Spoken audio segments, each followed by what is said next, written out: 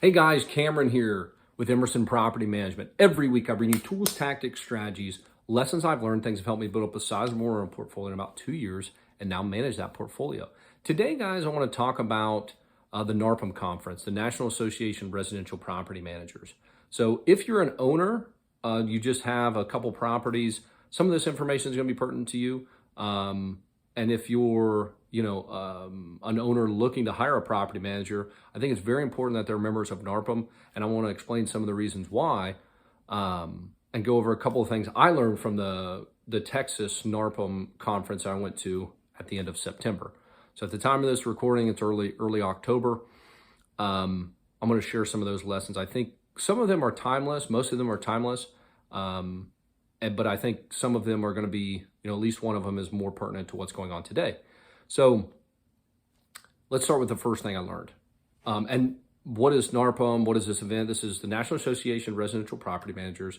Property managers from this one, the Texas NARPM was from over the state of Texas. So specifically in Dallas, San Antonio, Austin, and Houston. Those are the main markets. The first thing I learned that was not a timeless thing, but something that was more pertinent to what's going on right now and something that you're probably thinking about is, why are the vacancies going up? Why is it taking, it used to take 3 weeks. It used to take us 3 weeks to rent a property. Now it's going to 28 days or 30 days or 35 days. What's going on? Well, I was getting nervous. And if you're an owner, we sent out a video. I did a little video on what I see going on in the current market and try to get ahead of this. But what was good news and bad news, the good news is all the other the areas in Texas, all the other main cities are seeing the same exact thing. So it's not one of those situations where it's just the Texas market and it's just Emerson and we can't rent these properties. Something has changed. Texas, Austin, Dallas, San Antonio, Houston, we're all seeing extended vacancies. So if a property is vacant, we're seeing that extend. Now I did the video a couple weeks ago, so you can check that out here on why that is. But it was just good to hear that from a couple of the other property management companies that own. There was probably collectively 20, 30, 40,000 doors managed in the building, right? There was about 100, maybe 150 people, maybe 200 people there. And across those companies, there was probably, 20, 30, 40,000 doors managed. So it was quite an experience. A lot of people who have 500, 1,000 doors learned some great things. So they have a better finger on the pulse than I do with, a little less than 100 doors. So that was one thing. Market is softening across the state of Texas. The second thing I learned, and these conferences, they obviously get compensation from all the vendors they bring in that support the property management business. And, I used to think, oh my gosh, that salesy, it's whatever. I don't want to be bothered by them. But honestly, it has been a really great experience with them because there was stuff that I was doing in-house, or the team and I were doing in-house, that one, we weren't experts at, we weren't the greatest in the country at, and two, were eating up a lot of time to take it away, take our time away from doing something else that we are great at. And so leveraging great companies is something huge. I think whether that's great, employees and hiring great people, or just contracting that out 1099 to a company to take care of certain aspects that they're great at, and then keeping the things that make you and your company great. And again, whatever that is, this could be, just a regular business venture or something else. But that was a big shift for me. And we learned that last quarter. It just came to fruition again and was at the forefront that there were companies, there were 30, 40 sponsors there. Some of them we use, some of them we don't. Some of them we're in talks right now with getting them onboarded and taking some things off our plate that, again, letting people who are really good at what they do what they do. I'll throw a name drop out there. Second Nature is a great company for a resident benefit package. You need some sort of volume to do that, but it's been a great service that we've had. Dogs talking to us. Been a great service that we found a lot of good feedback from. On-site pros, an inspection company we currently started going with. Instead of us doing property inspections, they do it. And there's umpteen other companies. But, leveraging that stuff, that people that are really good at what they do, let them do that stuff, and us stay focused in our lane and what we do really well. So that's a big thing. So if you're an owner, you'll see some of that stuff coming down the pipeline. You'll see different companies, or you might see some different logos on invoices and stuff like that, because we are leveraging these great companies that only do one or two different things, and that's it. They don't do anything else besides bookkeeping, besides property inspections, besides rekey, whatever that is. That's what they focus on. So that's another thing. The third item. Oh, this is the other. Oh, I think we're gonna have another visitor. Maybe we are. You know, you never know what you're gonna see here. My brother just stopped by. So the third thing is growing by delivering great service. This came up early on. You know, once you get to a certain number of properties, you want to be able to scale up. And, you know, because when you hire somebody and you only have 10 doors, you're basically in the negative, especially if you were trying to pay your own salary out of that. You're in the red. So you need to add 30, 40 doors, however many doors, to pay that salary. So we're at that kind of interesting point between 80 and 100 doors where, you know, we're trying to get to that 150, 200 door mark and really be able to put people in place and deliver a better service. So I was like, let's grow. But several of the folks that had 1,000, 2,000 doors said that just deliver great service to your current clientele.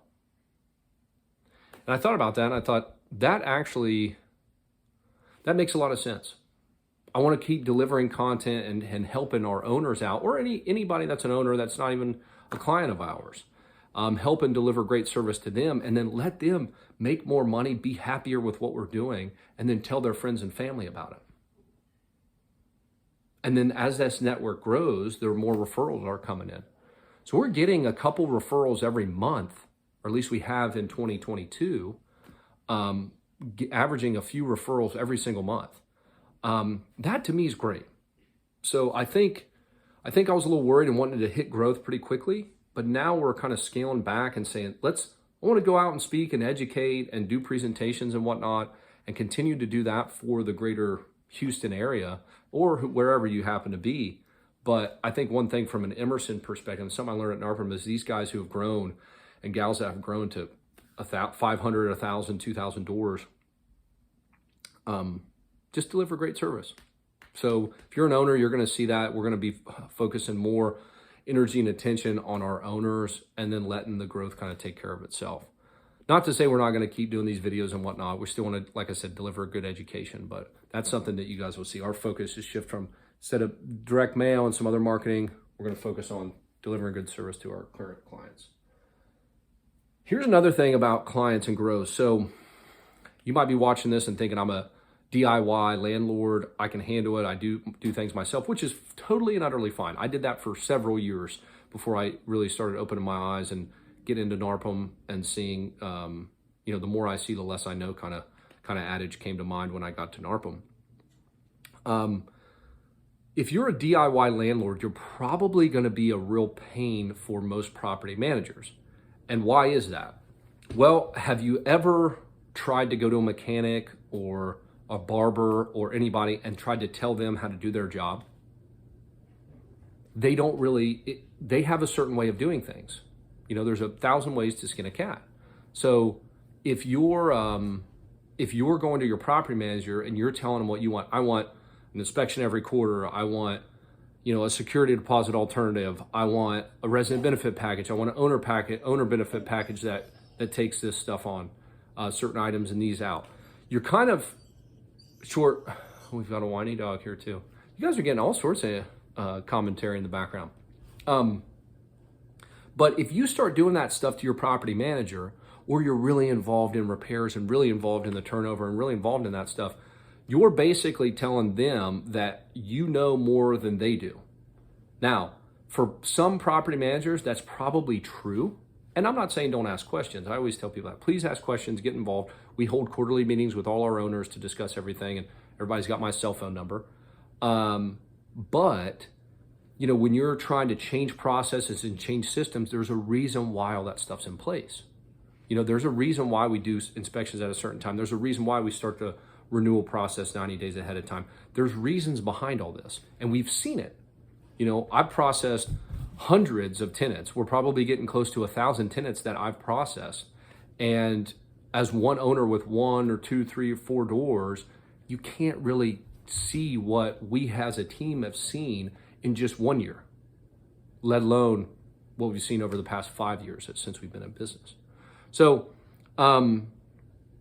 yeah, that's another thing. We're going to be a little bit more picky with our clientele. And, you know, again, some of these principles I think you guys can take back if you're an entrepreneur and looking to build a real estate business, whether that's wholesaling or whatever. I think these things are pertinent. You know, leverage good folks, grow through just delivering great service to your current clients, and be selective about the clients you take on. You know, we're not a good fit for everybody. We like control. I am a control freak. My girlfriend will tell you that through and through.